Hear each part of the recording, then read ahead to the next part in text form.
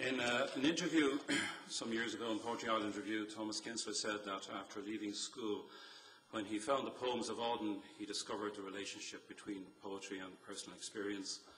And personal experience, of course, often relates to personal places. And he has emphasised the importance of his own established personal places, as he once called them in his work.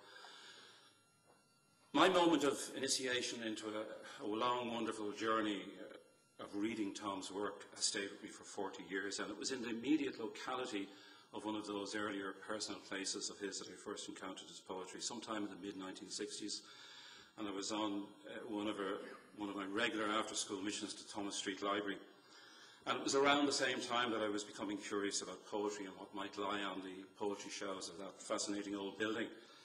And the poems and poets I was more familiar with, but of course the ones on the school curriculum, which we were compelled to study and memorise. So to find there in a book by a living poet, a poem that emerged out of the fabric, the brick and mortar of the neighbourhood that existed just beyond those library windows, a poem that conferred significance on the landmarks I had just passed on my way there, transforming them into the language, the shape and the music of poetry was for me an exciting discovery, and it rang a bell far more clearly than perhaps those classroom poets and poems.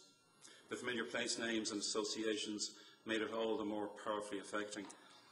And this was also a poem that immortalised, if you like, one who had been an ordinary soul in that ordinary community.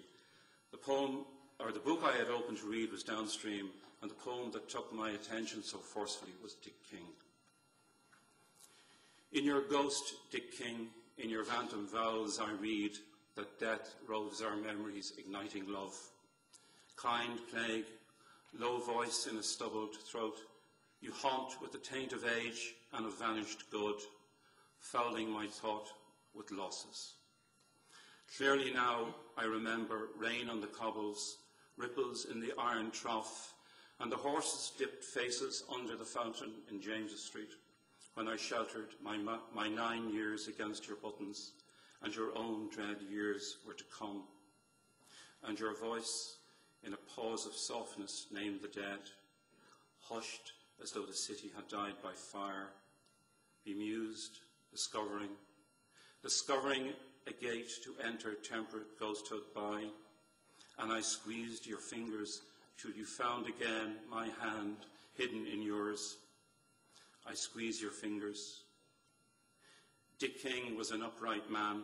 60 years he trod the dull stations underfoot. 15 he lies with God. By the salt seaboard he grew up, but left its rock and rain to bring a dying language east and dwell in Basin Lane. By the Southern Railway he increased. His second soul was born in the clangour of the iron sheds, the hush of the late horn. An invalid he took to wife. She prayed her life away. Her whisper filled the whitewashed yard until her dying day. And season in, season out, he made his wintry bed.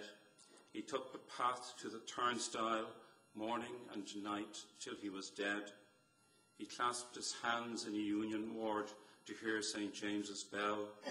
I searched his eyes, though I was young, the last to wish him well.